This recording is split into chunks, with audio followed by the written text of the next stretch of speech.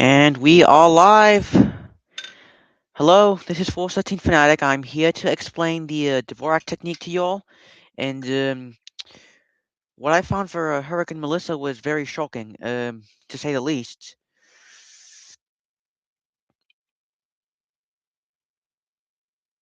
Okay,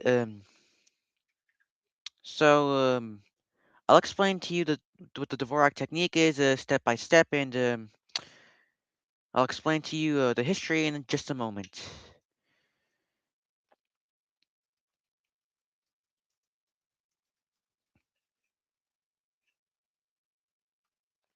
Okay, so Vernon Francis Dvorak was an American meteorologist who studied meteorology at the University of California, Los Angeles. He was born in Cedar Rapids, Iowa on November 15th, 1928. We all know he's best known for creating the Dvorak technique, which is a method of estimating tropical cyclone intensity by using enhanced satellite imagery.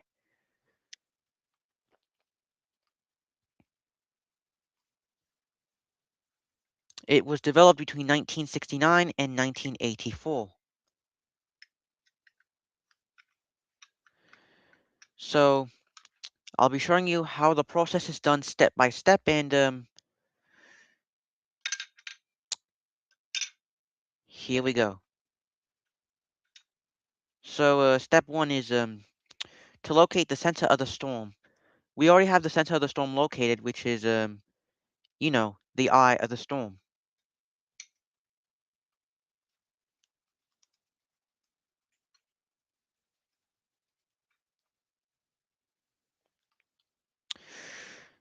Step two is to analyze the banding features of the storm. So, oh, I forgot to mention that this is Hurricane Melissa, which hit Jamaica in October 2025. So to analyze the banding of the storm, we got to analyze the direction it's moving, the direction our winds are moving. To say, I'm sorry for the confusion or something.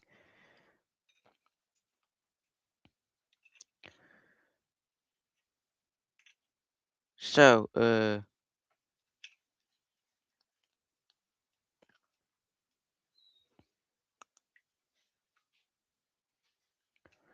okay, so here are the steps to the according to the sheet produced by Vernon Dvorak. The first thing you gotta do is locate the cloud system sensor. Locate the cloud system sensor at the focal point of the curved cloud lines or bands, and for the initial development, see step 1A. I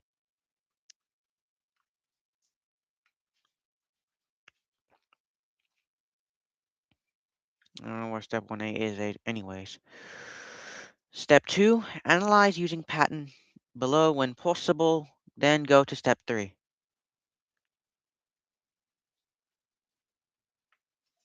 So, I got that one kind of wrong. There are two patterns, but these are for new tropical cyclones that have formed, like those that have just been upgraded to tropical storm status. So, however, this is already a mature tropical cyclone, so we're going straight to the rain band patterns for the storm. As you can see, this one is CDO is a 6.0. 6.0 C, yeah, pattern C for 6.0.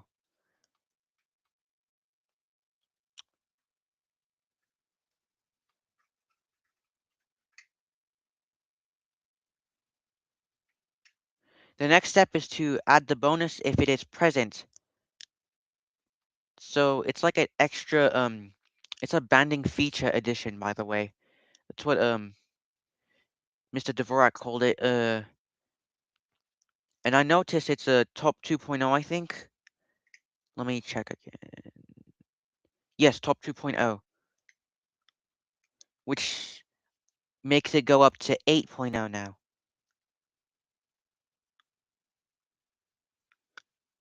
Step 2C is to ask yourself, was the storm a greater than or equal to T2.5? Obviously, it is greater than T2.5 because Hurricane Melissa was already a powerful Category 5 hurricane whilst it hit Jamaica. Step 2D, is the CDO greater than or equal to 3/4 of a degree in diameter? However, Hurricane Melissa was a very compact Category 5 storm, and the eye was definitely less than 3/4 of a degree in diameter. So, we're going to skip step 3, which is obviously a central cold dense cover pattern.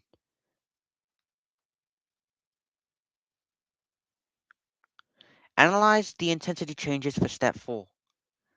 So, a more formal um, a more formal way of saying this is to determine the past 24-hour trend. Is development weakening or same indicated in a change of sensor or eye characteristics or sensor's involvement with dense overcast? Step 5 is to determine the model expected T number. It's obviously a step 2, but in the future.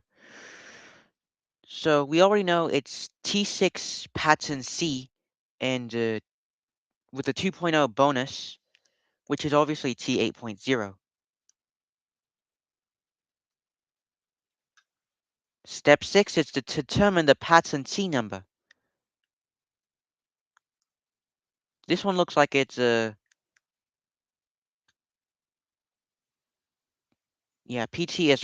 I don't even understand why I put that. Anyways, it's obviously a T6 because I made a little mistake right there. It's T6. Step 7, get your data number. When I made this presentation, I was very unsure of what that even meant. So the data number is T8.0. Now I'm certain that the data number is T8.0. I repeated, and so just so I could tell you, the pattern number is T8.0, and once the storm makes landfall, there's a rule where you have to drop the T number immediately after it makes landfall.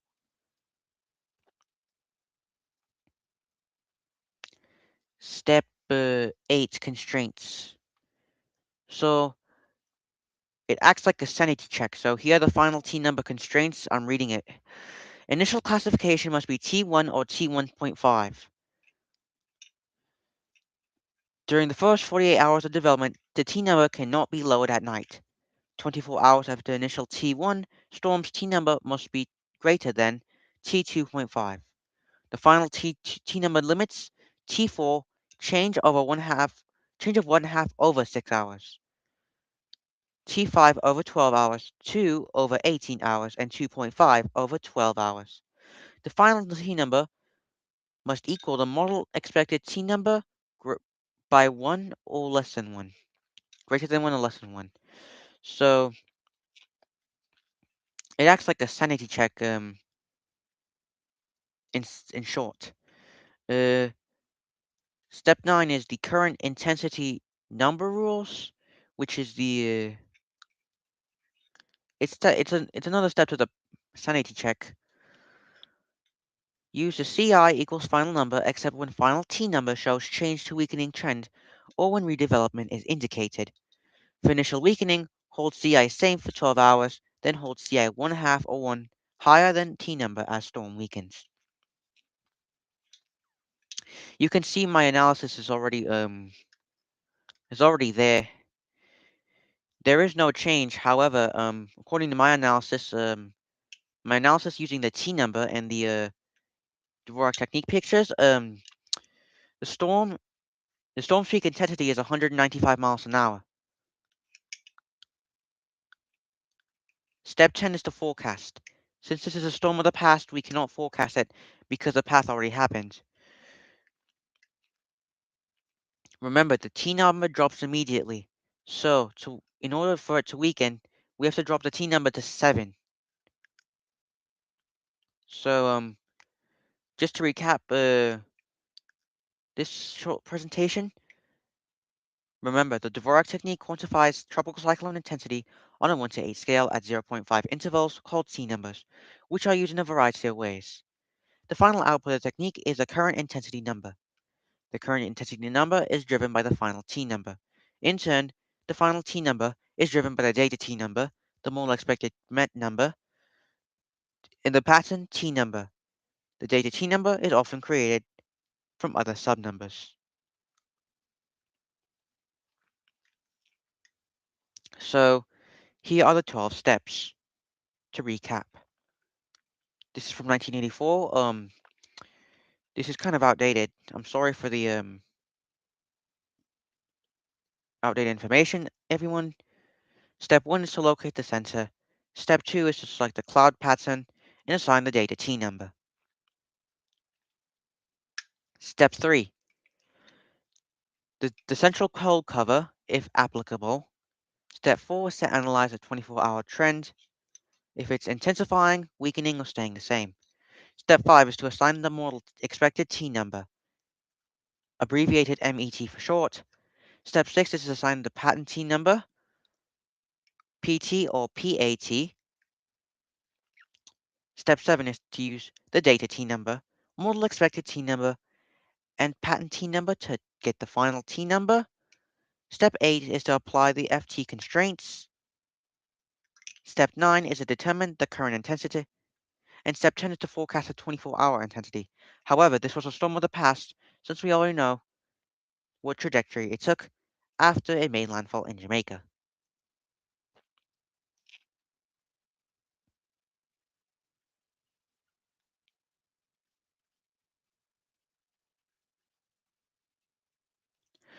You may run into some errors while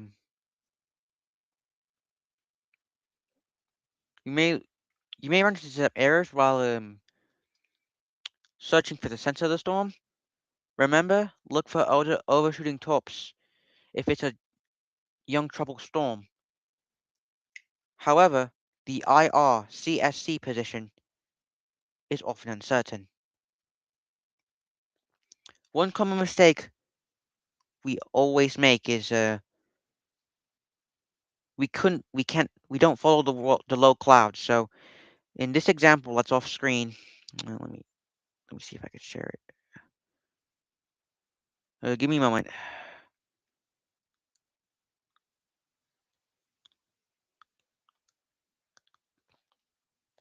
Okay. Anyways,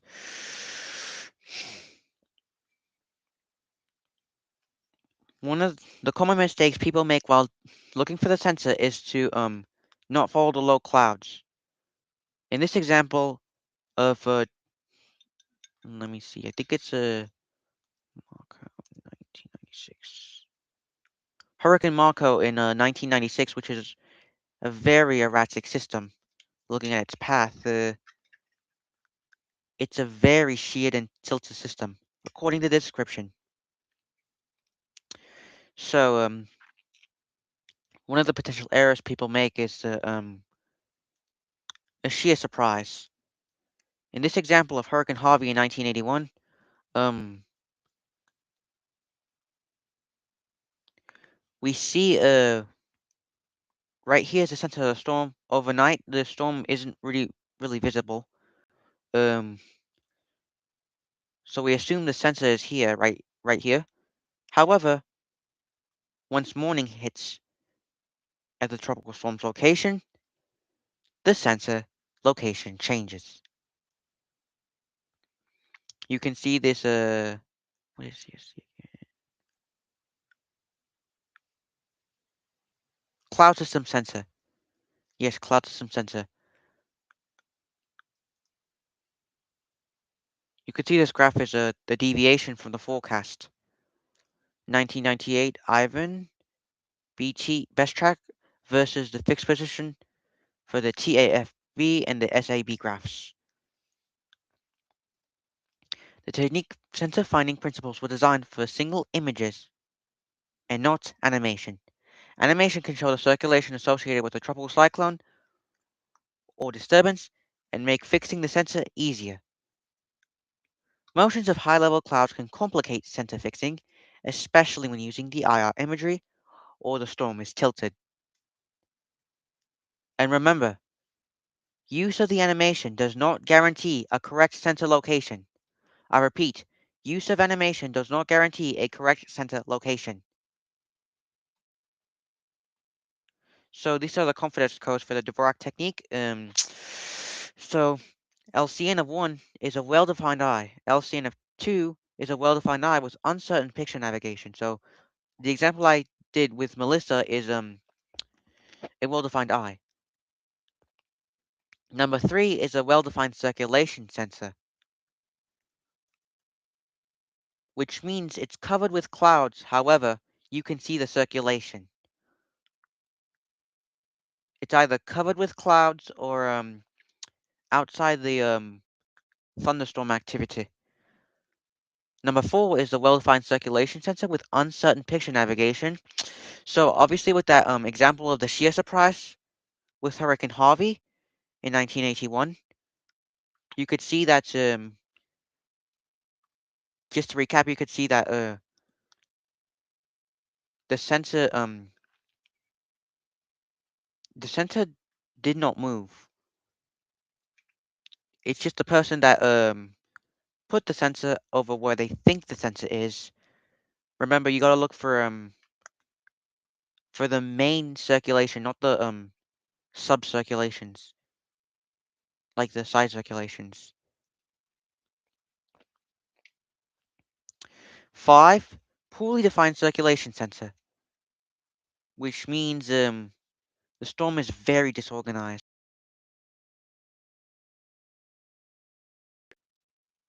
And, it's very disorganized.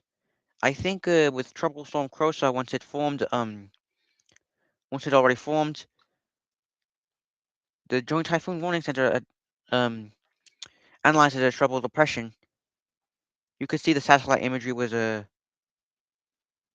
very it was disorganized, by the way.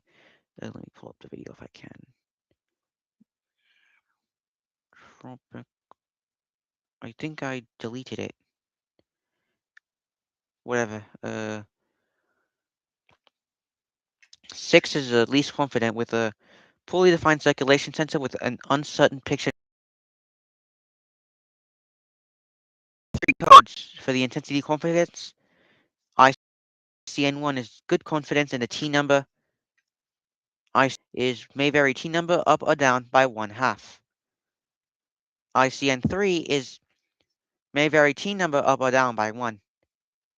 Some tropical storms and hurricanes and typhoons, depending on where you live,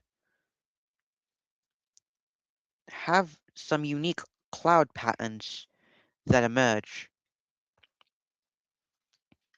So you might be deciding on whether, like, I have already done this before, even though I started to learn the Dvorak technique.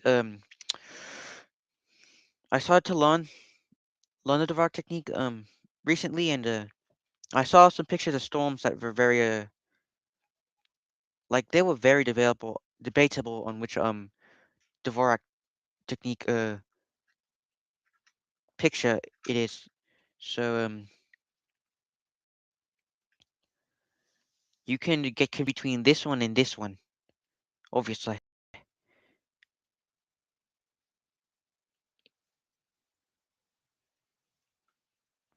So you can either get fixed on this one or this one,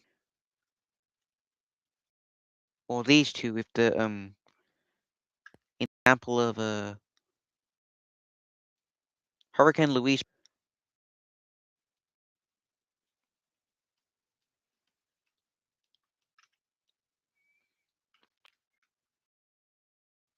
this doesn't work because. All right.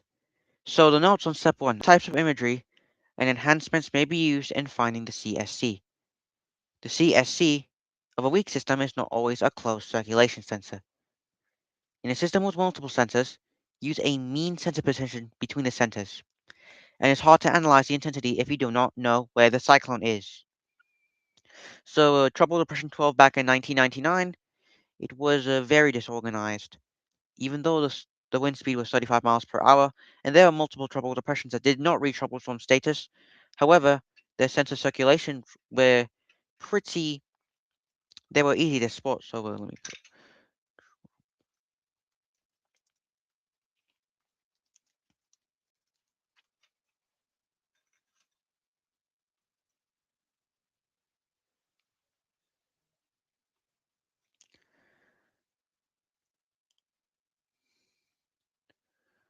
All right, so Tropical Depression 12. This system looks very disorganized, by the way, and it's very hard to the intensity. However, I managed to analyze the intensity anyways. You gotta pay very close attention to the how the clouds are organized in the system. This is standard infrared imagery range for Tropical Storm Lisa back in 1998. Multispectral shows the circulation much better, and you can see the circulation sensor is right here. However, shear can get in the way, like I mentioned earlier. Like this picture, you could like it could go to night, like nighttime would fall, and it would look like as if the sensor of circulation had gone like this. If a cyclone has multiple sensors, in the example of Oscar back in 2012, multiple swirls present with the convective mass. You need to use a mean sensor instead of so if you're not sure that if you're not sure which sensor is the main sensor and everything is like jumbled up, you got to rely on a mean sensor.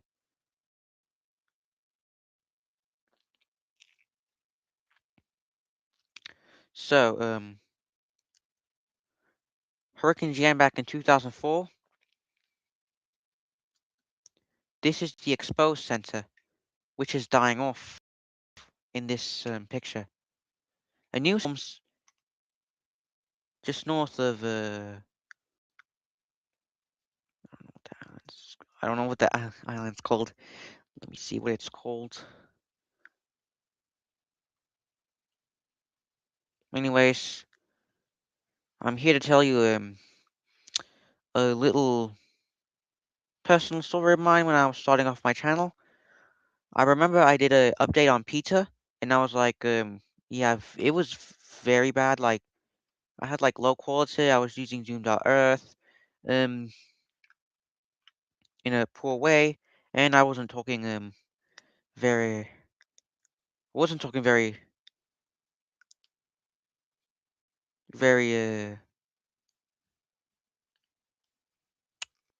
yeah, I wasn't very engaging to say the least. And the island is called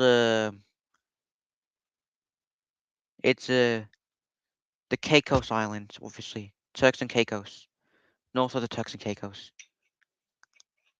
A T1 classification can be given when a convective cluster has persisted for 12 hours or more. The cluster has a CSC defined within a 2.5 latitude wide or less area which has persisted for 6 hours. Associated convention is dark gray, or colder on the Dvorak BD enhancement curve over an area greater than 1.5 degrees, diameter less than 2 degrees from the center. This was before Tropical Storm Debbie in 2012. It's too weak to classify using the Dvorak technique. An existing CSC does not meet the criteria of Step 1A. It can be tracked as a system too weak to classify, a location without an intensity estimate. So this storm does not have a very clear sense of circulation. It's very disorganized, which means we can all assume the storm is likely, very likely, a very weak and developing tropical storm.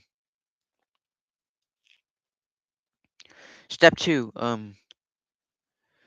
analysis of cyclone cloud pattern it produces the data T number, intensity estimate.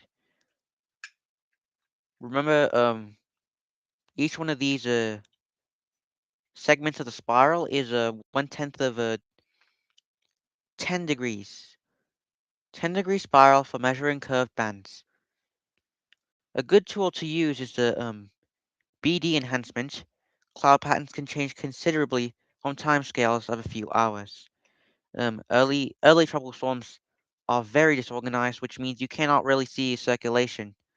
So you have to rely on the infrared imagery. You're lucky enough if you well, it's not lucky enough. You gotta pay close attention because the sensor of circulation is sheared, and recognizing the correct cloud pattern is vital to a proper intensity analysis. You recognize the wrong one, it falls off like a storm. If you correctly analyze it using the Dvorak technique, it could be 160 miles per hour. This is not a real storm. 160 miles per hour. However, you analyze it as 145 miles an hour. One common mistake I've made in the past is to I've used the wrong cloud pattern. I was trying to okay. I wasn't paying that much attention, so I chose the wrong one, and it flew off considerably. Like I've analyzed the storm for like 175 miles an hour when it should have been 145 miles an hour. So this is the enhancement curve. Um,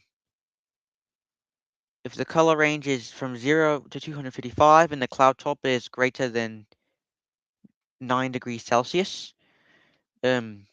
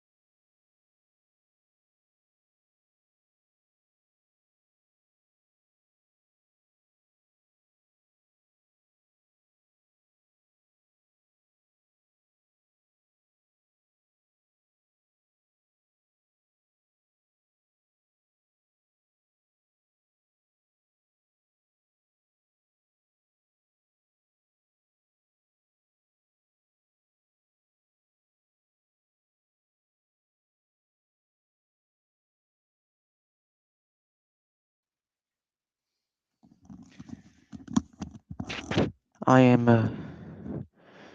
If you can hear me, I'm very sorry for the hiatus. I dearly apologize for the hiatus because my computer died. So, thankfully, I'm back. Don't hate me for this. I'm back.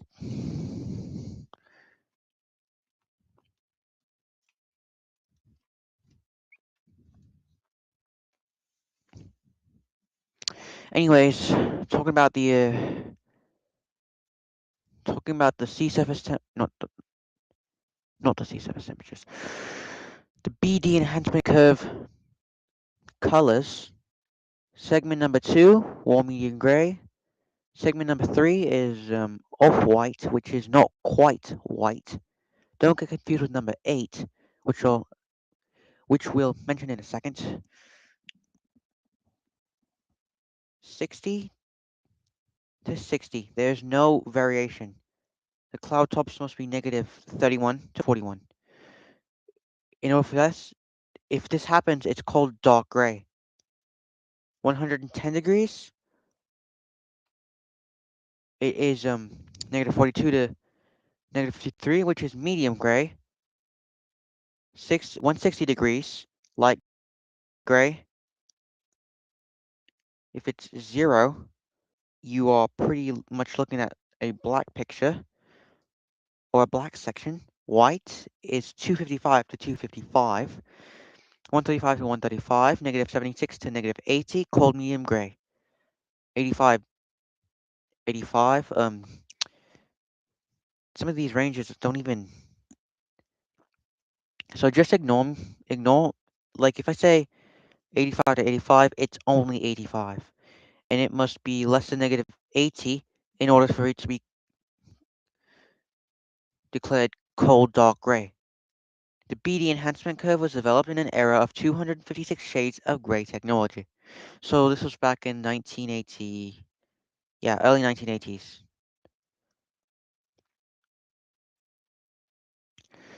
So this is the BD enhancement curve for Hurricane Frederick back in 1979. You can see the white is close to the eye and black is a bit closer to the eye.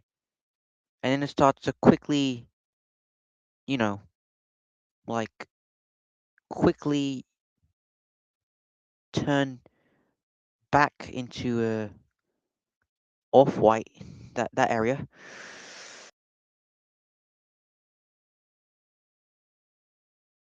That completely surrounds the eye. There's a very old technology, by the way.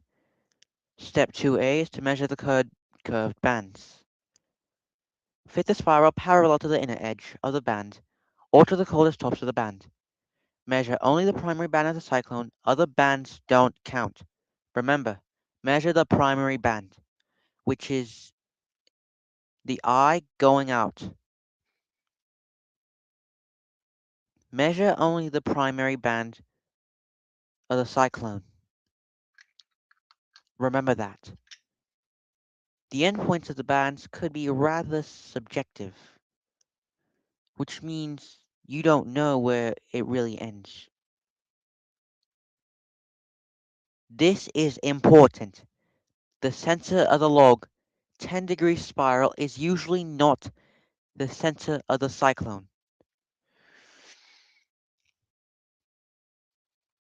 The center of the log 10-degree spiral is usually not the center of the cyclone. It can be off by a little bit, like the center of circulation could be sheared off. And please note, nature does not always produce bands with 10 degrees crossing angles. So, for the curved band patterns, these patterns are for both visible and infrared imagery. Use banding eyes in step 2C for unusual bandwidth and lengths in visible imagery. If it's a less than 0.20 spiral, you're seeing 1.5, 2.0, or 1.0. 40.40 to 0.55, 2.5, like most likely 2.5. If you're seeing 0.60 to 0.75, most likely going to be 3.0. 0.80 to 1, 3.5. 1.05 to 1.30, 4.0. 1.35 to 1.70, 4.5. This is an example of a curved band. You can analyze that this is around 1.05 to 1.30. In this example, this is 0.8, and D, which 0.8 correlates to 3.5.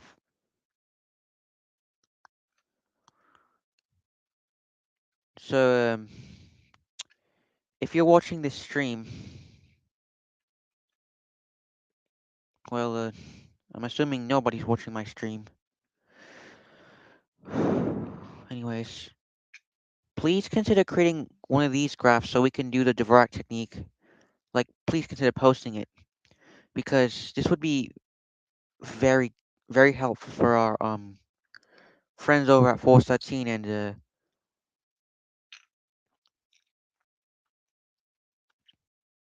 it'd be very helpful because it could help us like this tool is used to help us perform the Dvorak technique. By this is because you could see it fills 8 out of the 10, I think. 8 out of the 10 in order for it to go around in a complete loop.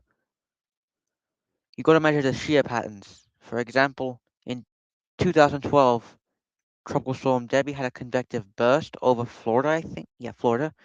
And you got to measure the distance from the low level sensor to the edge of the dense overcast or to the edge of the DG shade. Remember, the edge of the convection can be rather subjective, as you don't really know where the edge of the convection is because of in the color similarities in the satellite imagery. Shear patterns tend to be rather unstable, as a convection often shows strong pulses or bursts. Therefore, the DT is often considered not to be clear cut. So what I mean by that, it's not it's not really that easy to find always. So for the shear patterns, if it's less than 1 and a 4 edge, you are looking at 1.0 to 2.0. If it's less than 3/4 from the edge, 2.5 is your data T number. Less than a half from the edge, 0.49 from convection to 0.32 into the convection. 3.0. 1/3 into overcast, 0.33 degrees into the convection. You're looking at 3.5 as your data T number. Please note, this is a 1984 version of the shear pattern measurements. In this example, the shear distance is less than 0.5 of a degree, so the data T number should be at least 3.0. 3.0.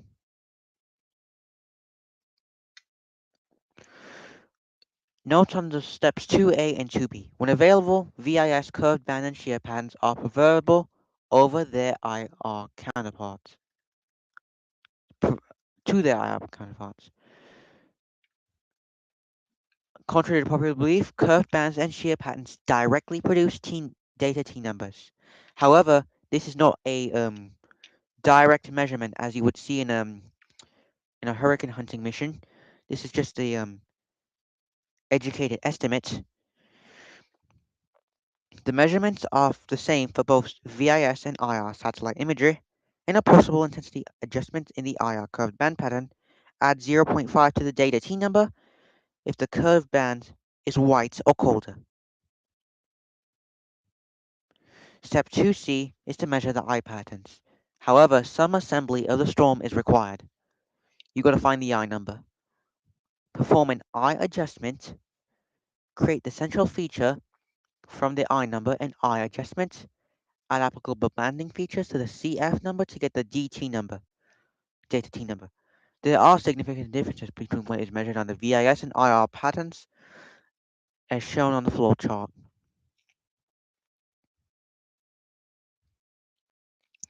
Measure the distance from the sensor eye to the edge of the central lens overcast. Make eye adjustment based on size and the clarity of the eye, and add the BF for the applicable outer banding.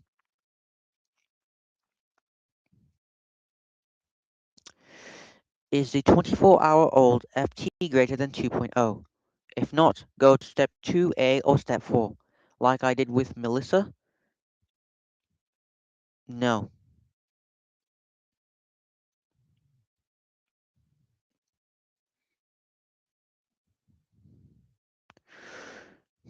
So for this one, for these two examples, Hurricane Leslie in 2012, it is a very cloud-filled, poorly defined eye. Even though you can kind of see it, you're not really sure where the eye is. But for Hurricane Wilma in 2005, it had a very small, well-defined eye in a smooth, central, dense overcast. Poorly defined or ragged eye, subtract 0.5 for eye number less than or equal to 4.5, and 1 for eye number greater than or equal to 5. Large eyes, which 30 nautical miles to 56 nautical miles or greater. Remember, limit the T number to T6 for round, well-defined eyes, and to T5 for large, ragged eyes. For the MET to be greater than or equal to 6, 0.5 or 1 may be added to DT for the data T number for the well-defined eye in the smooth CDO when DT is less than met. Step 2C, the visible outer banding. This is the bonus. Actually, there are two examples. Hurricane Kirk back in 2012, there's an outer band on the west side for 0.5 for a bonus of 0.5. I had multiple bonuses which added 2.0 to 2.5 for a bonus feature. So I assume that the bonuses, like this one right here, and this around the sensor, a station, it was this one right here, which obviously gives it a 1.0, and these two gave it I think 0.5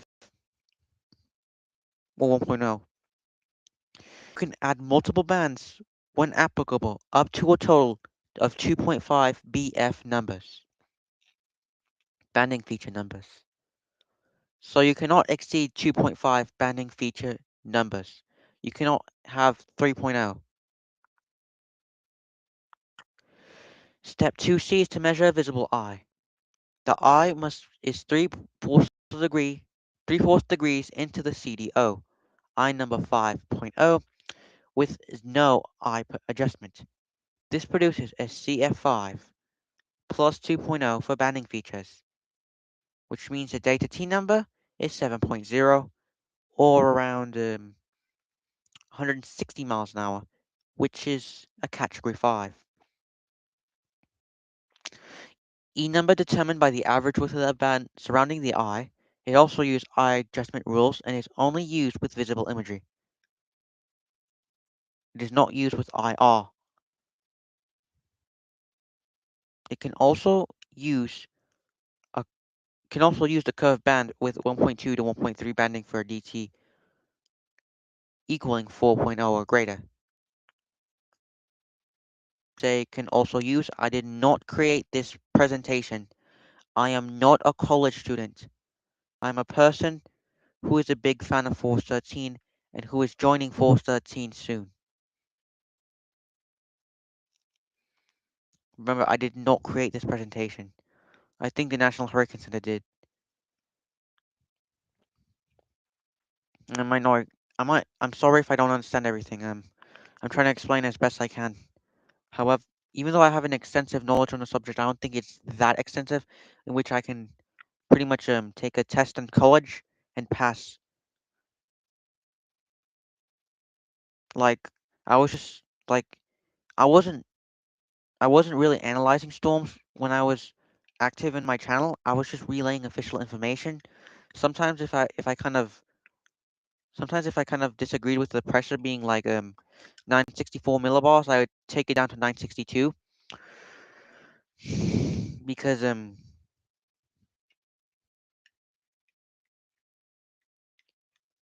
the environment it's in. Remember, find the coldest color on the BD enhancement that completely surrounds the eye with a thickness greater than the specified width, the closed ring surrounding the eye. Remember, the coldest color on the BD enhancement that completely surrounds the eye. So if it's cold dark gray that doesn't go all the way around, and cold medium that goes all the way around, if cold dark gray almost but not quite, you have to use cold medium gray. If you use cold dark gray, you won't have a very trustworthy analysis. Make the eye adjustment based on the color on the warmest BD enhancement color in the eye. E number plus eye adjustment is CF number. Add BF for applicable banding when IR banding rules apply. CF plus BF is your data T number. Remember, your CF plus your banding features is your data T number. So if I add my CF, which is, for example, 5.0, and the BF, which is 2.0, I will get 7.0, which which equals your data T number, which is 175 miles an hour, or 161 miles an hour. I think it's 161. I'm not sure. Remember, the 24-hour FT equals 2.0. If not, go to step 2A or step 4. Here is the infrared technique if you want to take a look at it.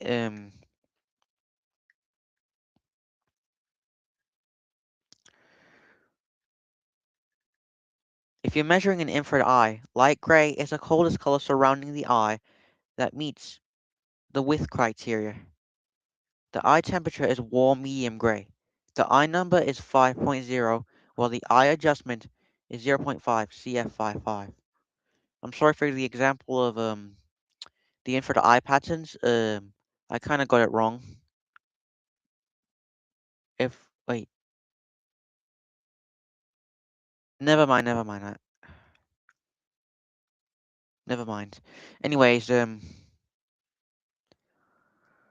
eye number is 5.0 while the eye adjustment is 0.5. So that means your CF is 5.5. The coldest color completely surrounding the eye is black, even though that color is more than 60 nautical miles from the eye in some areas. Step 2C. Size doesn't matter for an infrared eye. The eye temperature is off-white. You can see here it doesn't completely surround the eye. There is black that is dividing that little sliver between the 2 points. Remember, the eye number is 5.5 and the eye adjustment is 0.5. Your CF is 6.0. This is not in total agreement with page 36 of the manual. Remember that. Step 2C. BD color used for an eye adjustment can differ from color used for eye number. Black completely surrounds the eye. However, the B ring is less than 0.5 degrees thick, so it cannot be used for the eye number. The eye number uses light gray for a 5.0, while the eye adjustment can be determined by a warm medium gray embedded in B, which is black. 1.0, which means the CF is 6.0. Infrared banding differs significantly from visible banding. Used only if the clouding, I don't know what CF means. I forgot. I'm sorry. Anyways, CF slash the data T number without banding is less than the MET. It's used only for cloud patterns of CF4 or more. Band must be MG. Oh crap! I don't even know what MG means. MG or colder, while dry slot must be DG or warmer. In Hurricane Daniel in the Eastern Pacific in 2012, you can see the central convection, and it is a potentially eligible IR outer band. VIS embedded distances are measured from the center of the eye for small eyes and the edge of the eye for large eyes. IR pattern is the most objective of all the Dvorak technique measurements, but it cannot produce a data number of 8.0 without adding banding. So it only goes up to 6.0. For Hurricane Melissa, how I got 8.0, I had to add bonuses. Be aware large satellite zenith, viewing angles and not being able to see the bottom of the eye.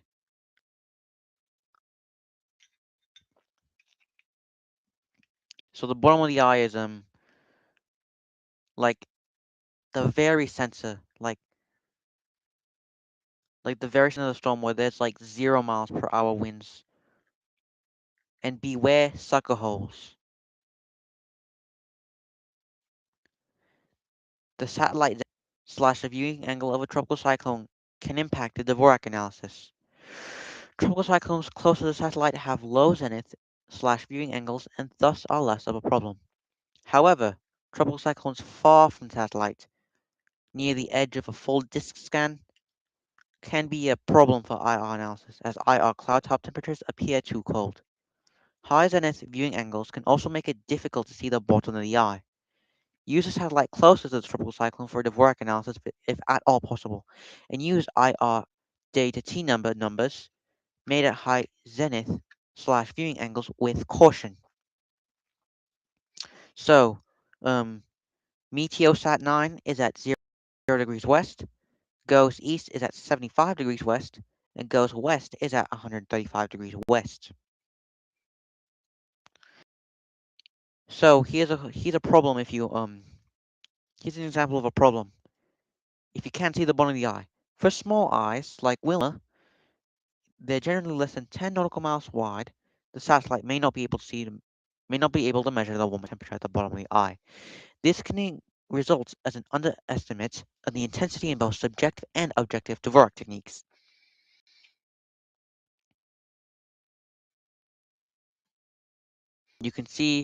You can't really see the bottom of the eye that clearly. Super Typhoon Haiyan and Hurricane Patricia. Also, why didn't they space out Super Typhoon Haiyan? However, that's irrelevant, don't worry about it. I did not create this presentation. It was likely the National Hurricane Center. Central dense overcast and embedded tensor patterns. Patterns are complementary. EO uses VIS imagery and embedded sensor uses IR. Both patterns directly produced clouding feature numbers. Central lens overcast pattern measures the size of the CDO. Embedded sensor pattern measures how far the CSC is embedded into specified colors on the BD curve, and all banding rules from eye patterns apply to the CDO and embedded sensor patterns.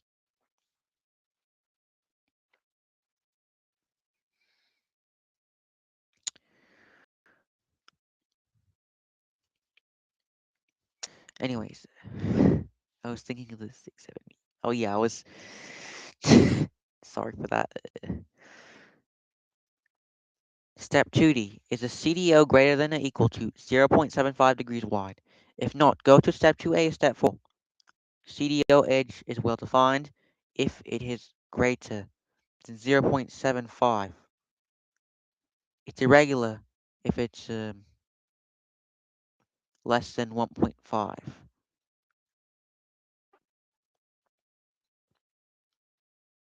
in diameter. Yes, CF is central feature number, not cloud feature. Central feature. Step 2E is the 12-hour-old FT greater than or equal to 3.5. If not, go to step 2A or step 4. The CDO is about 2 degrees wide. CF equals 4.5 plus 1.0 for banding around the central dense overcast and the 0.5. So 4.5 plus 1.0 is 5.5, which means 1.0 is a bonus and 4.5 is a central feature. If the CSC is embedded in the CMG, your data T number should be equal to 5.0.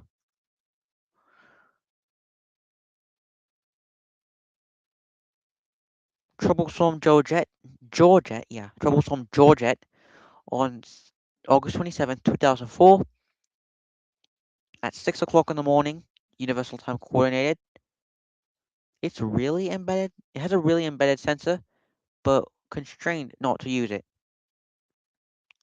So if your data T number and your model expected T number are 3.5, you're dealing with 55 knots, a 55 knot trouble storm. Remember, the edge of CDO is often subjective. You can interpolate between the CDO CF numbers when appropriate. For an elliptical CDO, the CDO size is the average of the sizes for the long and short axes of the ellipse. Embedded sensor pattern can only be used when the 12-hour-old FT is 3.5 or greater, as otherwise it can produce unrealistically high intensity estimates. Like if your thing is like 195 miles an hour, under the official analysis, there has been no hurricane in the Atlantic Ocean that has reached 195 miles an hour. You can have that disputed with Hurricane Chaser Chase. He is a YouTuber. His analysis and my analysis for Hurricane Melissa are both 195 miles an hour. However, the official analysis is 185 miles an hour for Hurricane Melissa.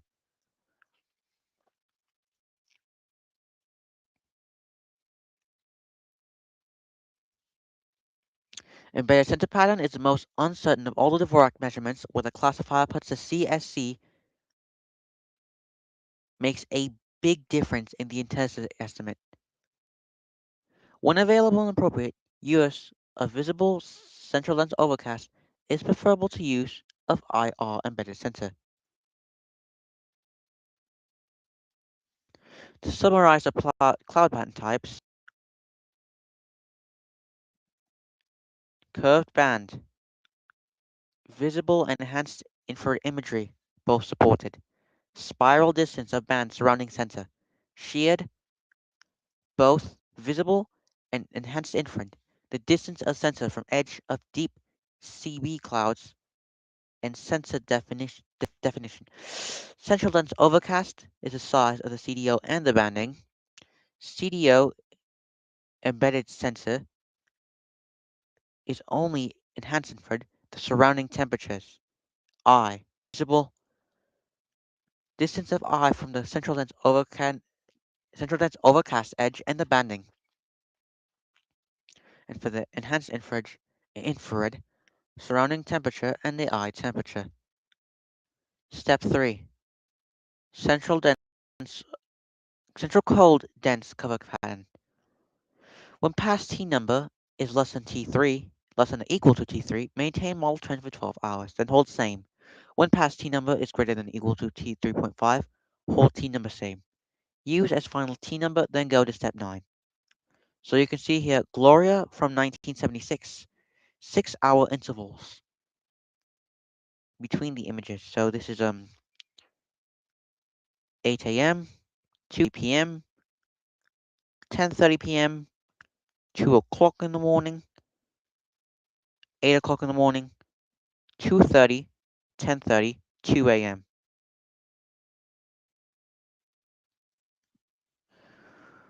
It's also known as a bursting pattern and can resemble shear or central to overcast embedded center patterns. The bottom example is Danielle of 2010, a likely CCC pattern. Steps 4 and 5. Determine the 24-hour trend expected T number. The Dvorak technique employs a conceptual model of trouble cyclone growth and decay rates over the 24-hour periods. 24-hour comparisons avoid the diurnal convective variations observed in tropical cyclone cloud patterns. Remember, always pay attention to what you are using because the shear, yes, yeah, always pay attention to what you're using because shear can pretty much throw your central circulation off by a significant amount. For trend purposes, always use 24-hour comparisons, even though intensity estimates are made much more frequently, every 6 hours. 24-hour trends are reported as developing, weakening, or steady. You can see here the 24-hour trend chart. If it's developing, you could see that the storm is indeed organizing on satellite imagery, to say the least. If it's weakening, it is collapsing, as you could see, like it's a very if it's a very organized hurricane, and it turns it turns it up into a jumbled up mess. You could definitely know it's weakening. If it's steady, it's pretty much the same in organization. In the Dvorak conceptual model, normal strengthening or weakening is one T number per day. Like say, if it's 7, go down 6, 5.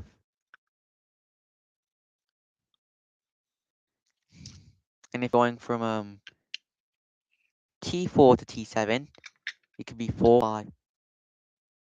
And yes, I'm not going to say it because we all know, we all know who made it popular. Rapid changes are 1.5 T numbers per day.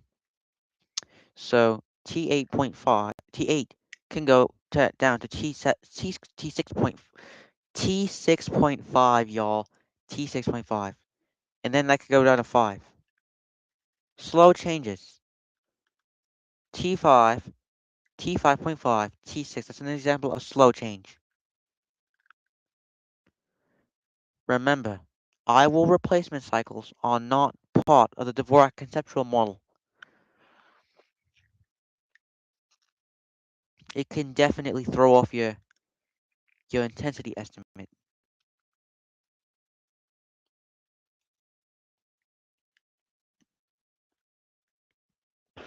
You can see the graph of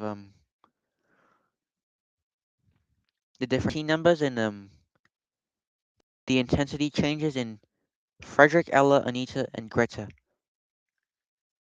and Babe in 1979, 1978, 1977, 78, 77, respectively.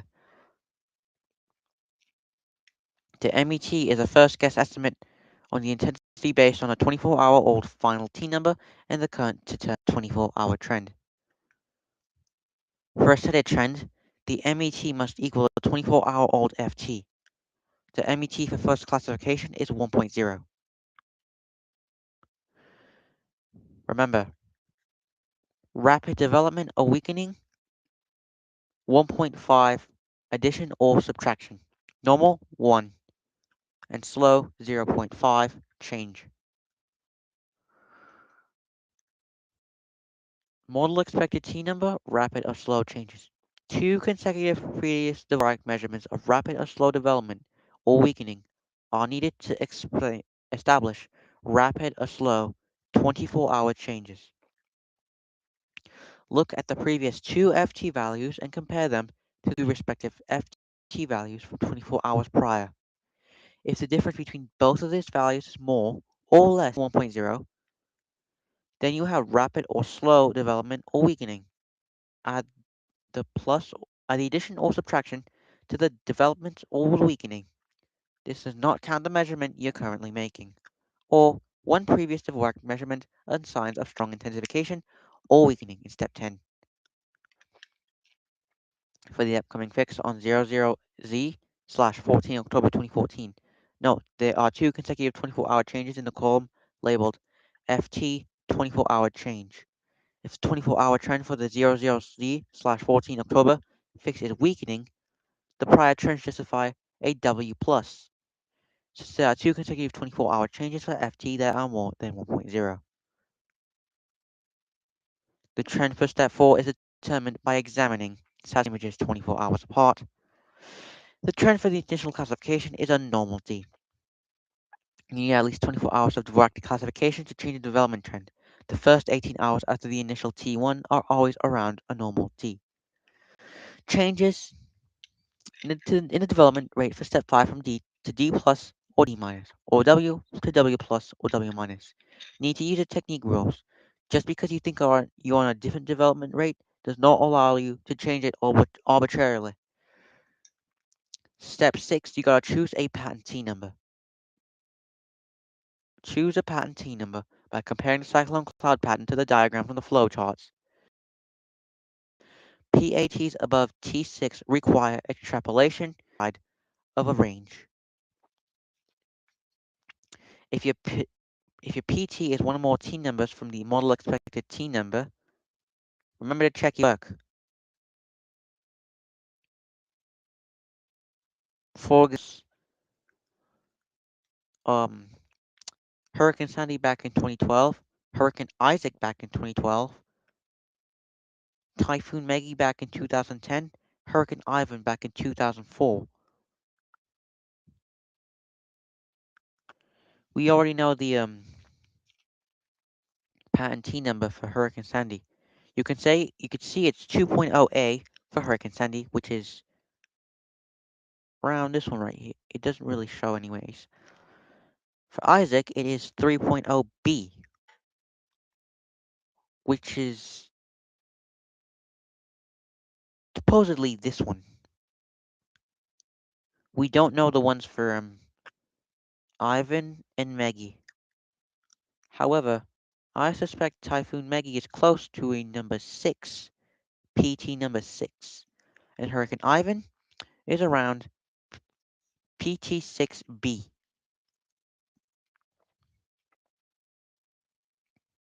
Step 7. Choose a final T number from the data number, pattern number, and the model expected T number. Use DT from step 2 when cloud features are clear-cut. Use PT from step C when the data T number is not clear and when the PT is different from the MET. And for all other cases, use the model expected T number from step 5. Remember, beware constraints in step 8. The constraints act as a sanity check. What comprises a clear-cut DT? An unambiguous cloud pattern measurement. For example, an infrared eye measurement is often considered clear-cut, and measurements using multiple cloud pattern types that give the same DT. What does not comprise a clear-cut DT? Ambiguous or hard to measure / interpret cloud pattern measurements. For example, shear pattern measurements are often not clear-cut. Measurements using multiple cloud pattern types that give different DTs. Step 8. FT constraints. Initial classification must be T1 or T1.5. During the first 24 hours of development, the FT cannot be lowered at night. 24 hours after initial T1, FT must be greater than or equal to 2.5. Remember modified FT limits. Next slide. FT must equal MET greater than plus minus 1, 1 over or under. And remember, the CI, the current intensity, never constrains the FT. For early development, 0.5 T numbers over 6 hours. Original FT constraints for storms with T greater than or equal to 4.0 for the Dvorak. Modified FT constraints now used for developing storms above T1.5, 24 hours or more after the initial T1, which was discovered after a Pike National Hurricane Study. 1.0 T numbers over 6 hours, 1.5 T numbers over 12 hours, 2.0 T numbers over 18 hours, and 2.5 T numbers over 24 hours. These are the maximum changes in FT numbers allowed over the given time periods. Current intensity number. During the initial development and some stages of redevelopment, the current intensity equals the final T number. For weakening and redeveloping systems, hold the current intensity to the highest final T number during the preceding 12 hours, but never more than 1.0 over the current final T number. And remember, the current intensity number is never less than the final T number.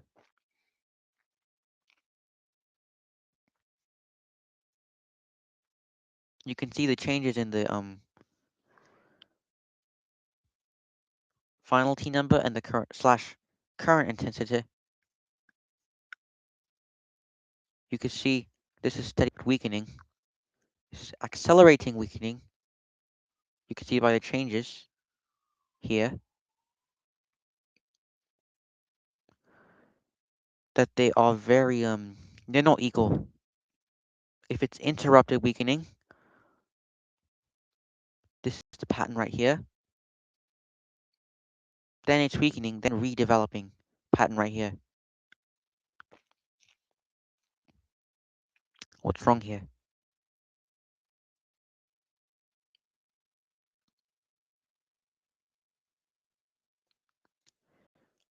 Development constraints are broken here.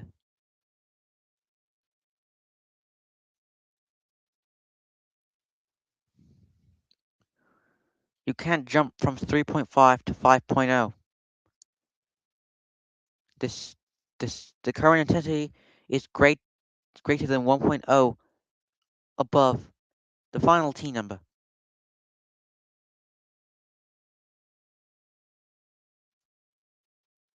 CI needs to be held for the highest FT during the past 12 hours.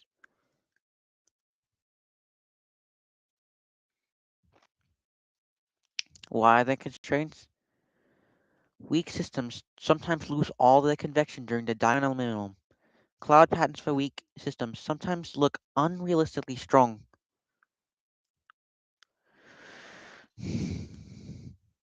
Strong systems sometimes don't intensify as quickly as a cloud pattern suggests. It's just organizing. In weakening systems, the decay of winds and pressures usually somewhat lags behind that of the cloud patterns, and the issue of constraints can be quite controversial. Some tropical cyclones clearly violate the Dvorak development constraints. Wilma deepened from 970 millibars to 882 millibars in around 12 hours. That process is called rapid intensification.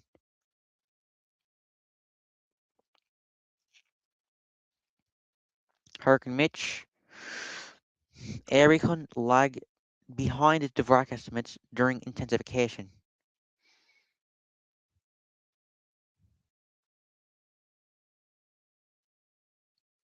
Cyclones stronger than they appeared. Reconnaissance data showed Debbie and Sandy were stronger than the Dvorak intensity estimates. Dvorak intensity estimates are less reliable for monsoonish cyclones like Debbie, which you can see is not very organized right here. Its sensor is pretty sheared, and partly baroclinic cyclones like Sandy, which looks kind of non-tropical. Remember, reconnaissance data showed Debbie and Sandy were stronger than the Dvorak intensity estimates, and they were less reliable for monsoonish and partly baroclinic cyclones. False alarm strong appearances. Reconnaissance data showed Jan and Ernesto were not as strong as the satellite appearance. The cloud patterns weakened after these images.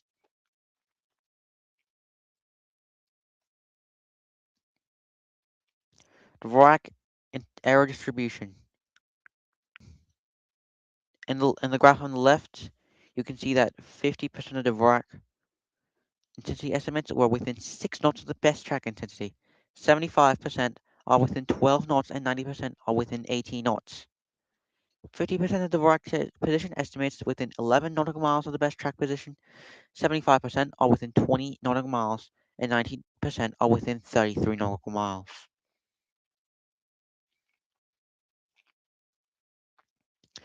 Step 10, forecast intensity. This is a 24-hour forecast of the intensity based on the current intensity and satellite observed signals in the cyclone cloud pattern in the environment. The set of rules has not been consistent through the revisions of the technique.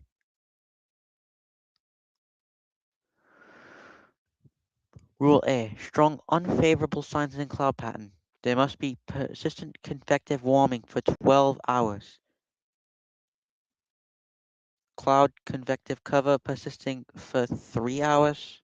What does CCC mean again? Central cold cover. Yes, central cold cover. I can't really remember that well. Sorry for going that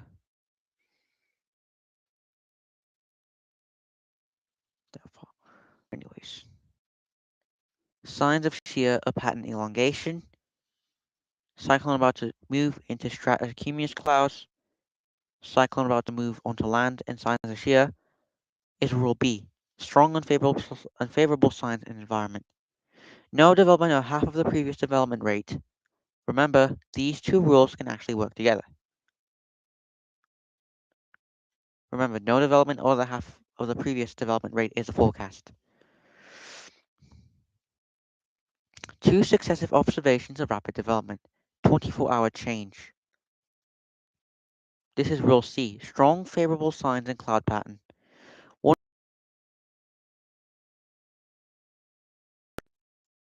cloud pattern. Cold comma cloud pattern. And multiple outflow channels. If the forecast is less than or equal to 5.5, you can forecast rapid development. 1.5 T numbers in 24 hours. You can see in Hurricane Katrina in 2005, when it was hitting Florida, there was a cold coma cloud pattern. There are also 3 more rules. Cyclone leaving conditions of Rule B is Rule D. Weakened cyclone leaving the unfavorable environment. Forecast rapid development to prior maximum intensity, followed by the normal development. Rule E. Cyclone is leaving the environment where the development was slowed. It's pretty much all of it is leaving Rule B. In the forecast previous rate of development. Rule F is developing cyclone leaving unfavorable environment. Cyclone is leaving the conditions of Rule B, obviously, in the forecast increase of 1 T number per day in the rate of development. Yikes. Step 10. Forecast intensity. Rule G, cyclone peaking. So Rule G, northward moving cyclones expected to peak 4 days after the first T1. Westward moving cyclones expected to peak 6 days after the first T1, and all other cyclones, no matter where they're moving, as long as they're not moving north, or east or west, are expected to peak 5 days after the first T1. Forecast no change in intensity, and this rule is based mostly on climatology, like basically long-term history.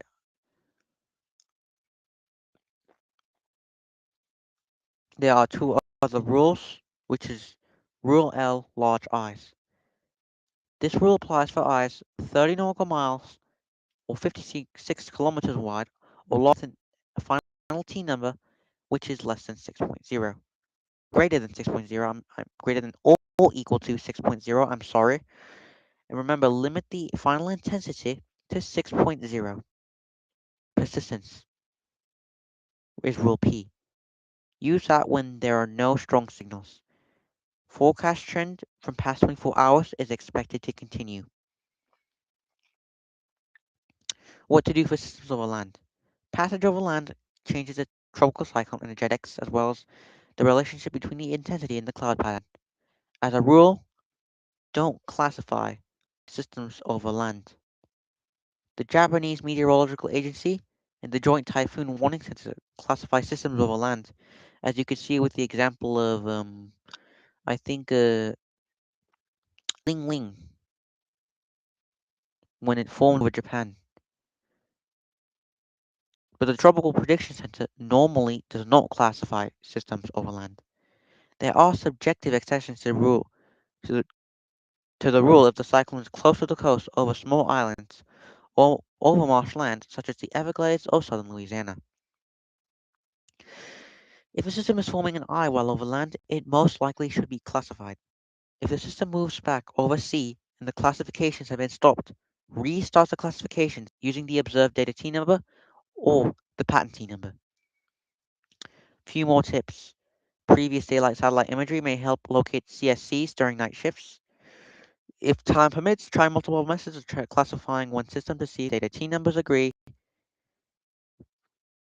For example, curved band and CDO or visual imagery and eyes. If they don't use the data T number closest to the model expected T number. Some imagery, DMSP, OLS, NPP, VIRS, GOES, RABI are sensitive enough to provide moonlight visible imagery, thus allowing use of VIS cloud patterns and sensor location at night.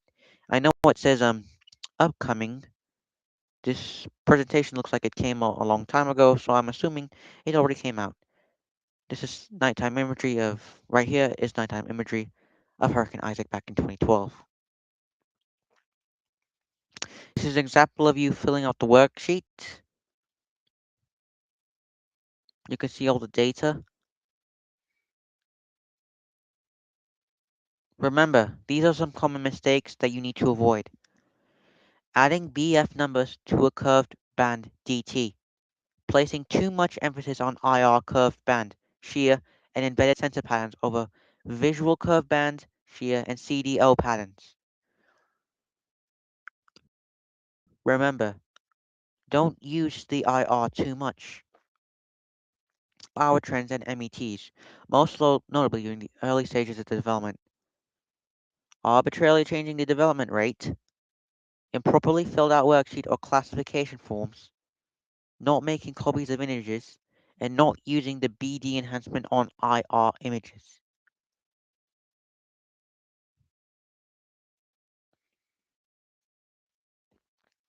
Dvorak technique has different techniques.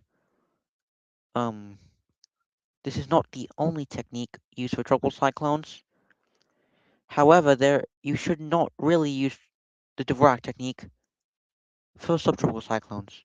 Instead, use the Herbert-Podiat technique. For computer-powered, you have to use the automated/objective Dvorak technique. I mean, there is another technique called the U.S. military Miller-Landau XT technique. The American Meteorological Society's university-based tropical cyclone intensity estimates, SATCON, satellite consensus technique, and some techniques that are experimental the time that they made this presentation, microwave data and other approaches. This is a brief rundown of the Herbert-Podiat technique. It's a technique designed for subtropical cyclones, a hybrid cyclone with characteristics of both tropical cyclones and extratropical cyclones. It is designed as a complement to the Dvorak technique and to lead the Dvorak technique when the cyclone acquires fully tropical characteristics. And they are used operationally by satellite sensors worldwide. The CIMSS Advanced Dvorak technique, the latest in a series of objective versions of the Dvorak technique from CIMSS. It can provide sensitivity estimates of every satellite images of a tropical cyclone, but some averaging is required. Includes the Dvorak cloud patterns and some rules. Latest version uses microwave data for improved intensity estimates of some cloud patterns, Automated sensor fixing and cloud pattern types occasionally need manual intervention. It is becoming operational at NSDIS/SAB, and third time I don't know. This will eventually be implemented at National Hurricane Center. However, I think it has already been implemented at the National Hurricane Center. There's a link down below if you wanna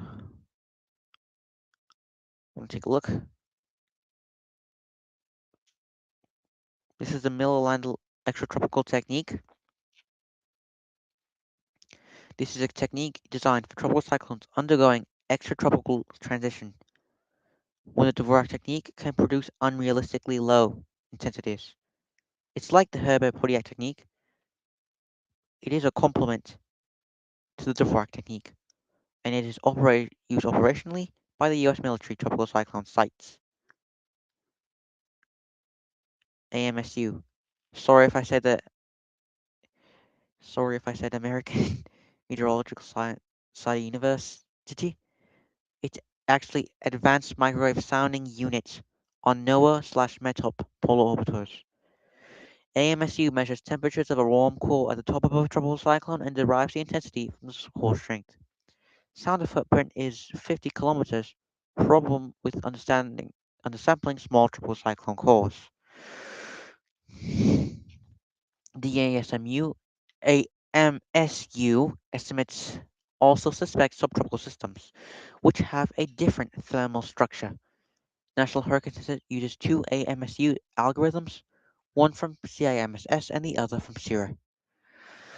Similar algorithms are being developed from SSM/IS and ATMS microwave sounder data. No, not again. Okay. Anyways, what my what happened? My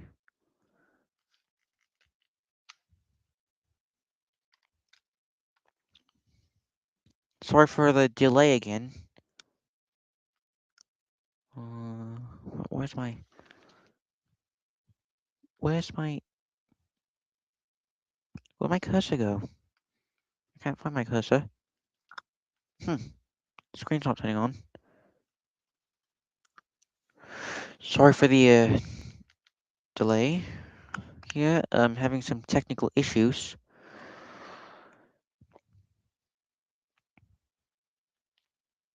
Anyways, if I haven't explained this yet, I don't really remember. I don't have a good memory. ADT and AMSU intensity estimates work well for certain ranges of tropical cyclone intensity, structure, and satellite scanning geometry, and less well for others. So don't use it for everyone. Don't use it for every single tropical cyclone. Weighted averages of the estimates may produce a better result than any of the individual components. This is the basis of the CAMSS satellite consensus technique. SATCON is used experimentally at the National Hurricane Center.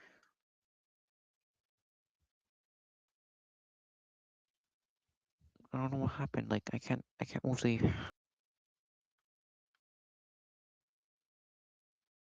right, left.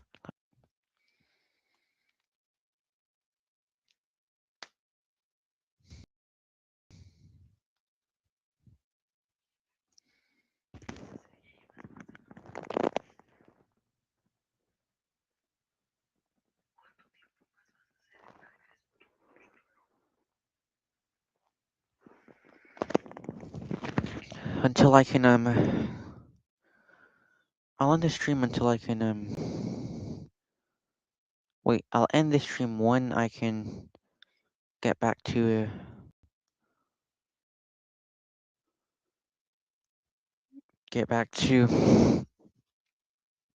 this computer. Let's see if I can unplug it.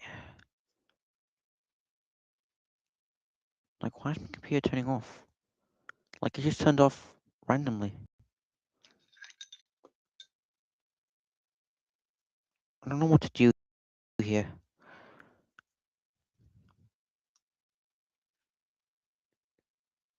I think it's frozen. Anyways,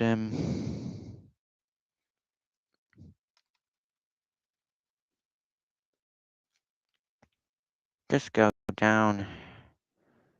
I need to end this stream. Come on.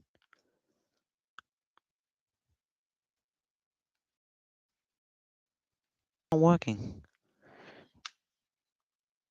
What is going on? Alright, anyways. Going back, I guess. Ritchie deviation angle and variance technique. Microwave imagery based equivalent to the Dvorak technique. Like techniques based on multispectral imagery. Mediosecond and goes all experimental techniques. Thank you to the late Vernon Dvorak who created this and of much of the material in his presentations. Who was a former National Hurricane Center director, Ray Zaire, Andrew Burton, Todd Kimberlin, James Franklin, and Dan Brown, the Institute for Meteorological Satellite Studies, or CIS for short, at the University of Wisconsin for many satellite images and related technique material, the Naval Research Laboratory in Montreal, California for the satellite images, NASA for satellite images, and Mark Linde for the University of Guam, Liz Ritchie, University of Arizona, and related technique material. This concludes our streams.